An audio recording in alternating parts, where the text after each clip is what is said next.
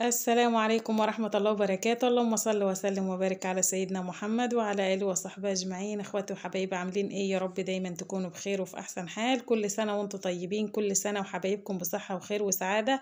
اللهم آمين يا رب العالمين. يجعلها أيام مبروكة، أيام مفترجة كده علينا وعليكم، ويصلح حالنا وحالكم وأحوال المسلمين في كل مكان يا رب العالمين.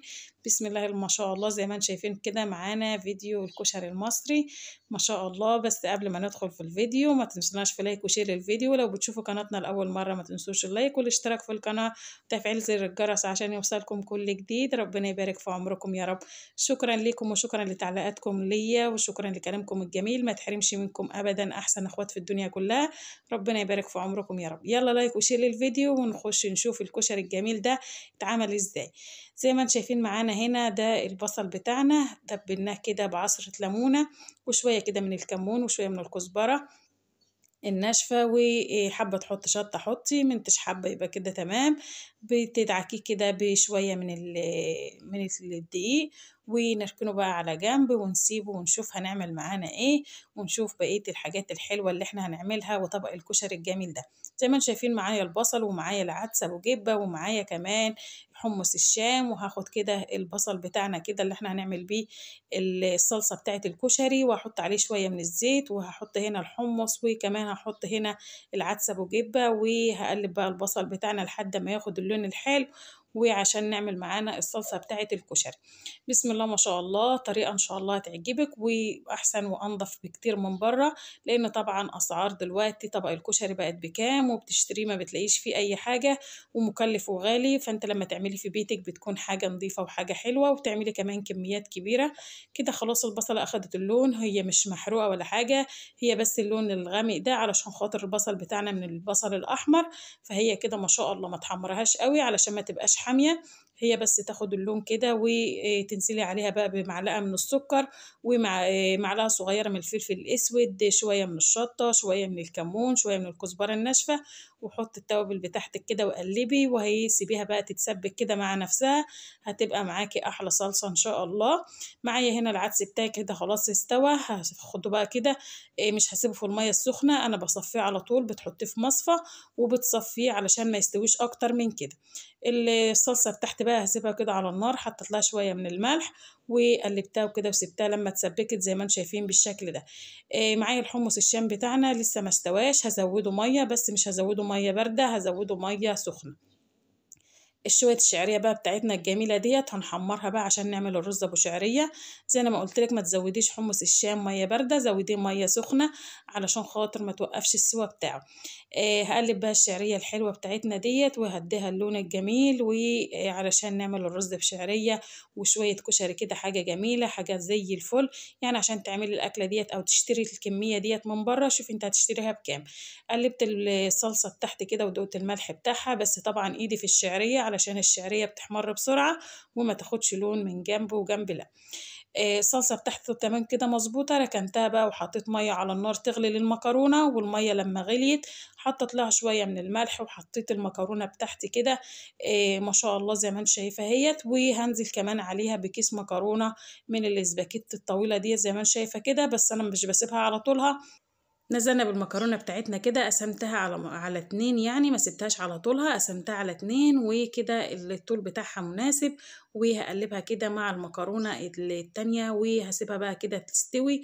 وطبعا مش هخليها تستوي قوي علشان خاطر لسه هتتشرب معايا كمان، وهتبقى احلى مكرونة، وهتشوفيها وهتلاقيها مفرفرة وزي الفل ان شاء الله. ربنا يبارك في عمركم يا رب، احلى اخوات في الدنيا كلها. شكرا ليكم وشكرا لتعليقاتكم الجميلة، دايما منورين ومشرفين. شايفين بقى لون الشعرية بتاعنا ما شاء الله جميلة وزي الفل. نزلت عليها كده بكمية الرز اللي انا محتاجاها، وهقلبها كده وهحط لها المية بقى والملح، واحطها على عين البوتاجاز علشان تستوي معايا. زي ما انت حابه تحط لها ميه بارده عادي، حابه تحط لها ميه سخنه عادي، بس انا حطيت لها ميه سخنه علشان خاطر الوقت، لكن عادي انا بحطها لها دايما ميه من الحنفيه مفيش اي مشاكل. احط لها الملح بقى كده واحطها على البوتاجاز. المكرونه بتاعتنا بسم الله ما شاء الله زي ما انتم شايفين مفرفره وجميله وزي الفل، علشان طبعا انا حطيت لها معلقه بس من الزيت كده مع الميه وهي بتتسلق، وزي ما انت شايفة المكرونة بتاعتنا مفرفرة وجميلة وزي العسل اهيت. هحطها بقى كده على النار، قلبتها، حطيت شوية من الزيت في الحلة بتاعتي قبل ما احط المكرونة، وقلبتها كده علشان طبعا شوية الزيت دول كمان ده يعني ايه يخليها مفرفرة اكتر زي ما انت شايفة بالطريقة دي. حطيتها على البوتاجاز وسبتها بقى كده لحد اما إيه اللهم صل على النبي اتشربت معايا، وبقلبها زي ما انت شايفة اهيت مفرفرة وجميلة وزي الفل ما شاء الله. شوية مكرونة كده زي العسل.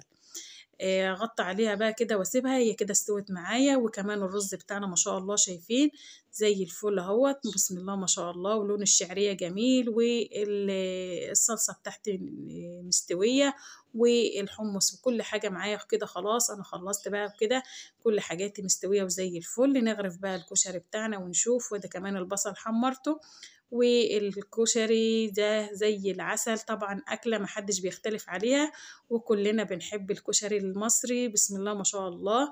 هناخد كده ونغرف بقى الكشري بتاعنا. اللهم صل على النبي. حط بقى كده الرز بشعرية بسم الله ما شاء الله، شايفين لون الشعرية جميل ازاي. نحط طبقة من ده وطبقة من ده كده، وشكلي بقى كده على حسب ما انت حابة. طبعا دي حاجة ترجع لك انت بقى، تزويق الطبق ده بترجع لك انت زي ما انت حابة بقى تشكليه شكليه. هنحط طبعا طبقة كده من الرز بتاعنا، وهناخد كمان شوية بقى من المكرونة كده، ونظبط الدنيا. وأحلى طبق كشري بسم الله ما شاء الله. يعني الكل ما فيش اختلاف على كشري المصري، ما فيش حد ما بيحبوش، كلنا بنحب الكشري المصري. طبعا لما انت بتعمليه في البيت بتعملي كمية كتيرة. لو بتشتري من بره مش هتعملي الكمية ديت، وبتشتريه بالغالي، وطبعا ما بقاش فيه مكونات زي الأول. لأن طبعا كل حاجة غالية. فانت لما بتعمليه في بيتك بتعملي حاجة نظيفة، حاجة انت ضامنة نظافتها، حاجة بتقدميها لأولادك بتبقى نظيفة كده ومتأكدة من نظافتها. حطينا كمان من مكرونة، وحطينا من العدس أبو جبة، وحطيت نحط بقى كده الحاجات بتاعتنا الحلوة ديت.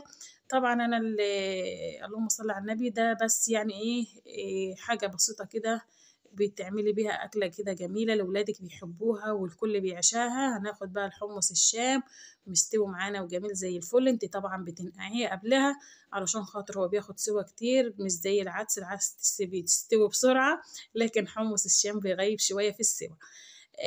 وشايفين البصل الجميل بتاعنا ده ومحمرينه كده، وحاجة جميلة مقرمشة وما شاء الله. شايفين الطبق الجميل ده. ما تنسوناش بقى في لايك وشير حلو كده للفيديو وللطبق الجميل ده. ربنا يبارك لي في عمركم، احلى اخوات في الدنيا كلها. تحرمش منكم ابدا ولا من تعليقاتكم الجميلة، دايما منوريني ومشرفيني. شكرا لكم وشكرا لدعمكم ليا. ربنا يجعلكم نعمة في حياتي، اللهم امين يا رب العالمين. شفتوا بقى الجمال، شفتوا الحلاوة. طبعا ما شاء الله احلى طبق كشري. وطبعا فاضل معايا لسه كمان لان انا ولادي بيحبوه، فبعمل كمية علشان الكل ياكل والكل يشبع منه. بصراحة هو ما بيتشبعش منه. شكرا لكم وشكرا لتعليقاتكم الجميلة، واتمنى يكون الفيديو عجبكم. ولو عجبكم الفيديو ما تنسوناش في لايك وشير للفيديو. ربنا يبارك لي في عمركم، احلى اخوات في الدنيا كلها. تحرمش منكم ابدا ولا من تعليقاتكم الجميلة. وكل سنة وانتم طيبين، كل سنة وحبايبكم بصحة وخير وسعادة. تعاد علينا وعليكم الأيام بخير، اللهم آمين يا رب العالمين. أترككم في رعاية الله وحفظه، والسلام عليكم ورحمة الله وبركاته.